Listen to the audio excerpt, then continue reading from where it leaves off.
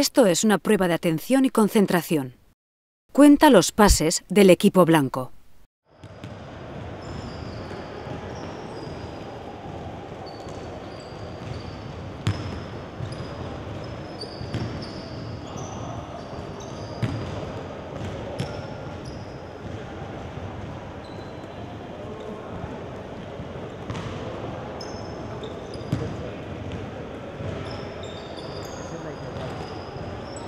¿Cuántos pases has contado?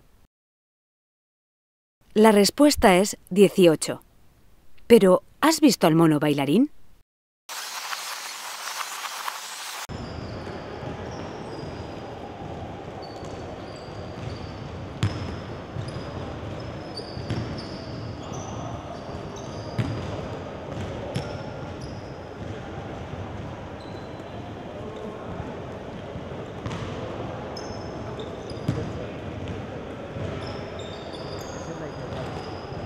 Es fácil perderse algo cuando no se busca.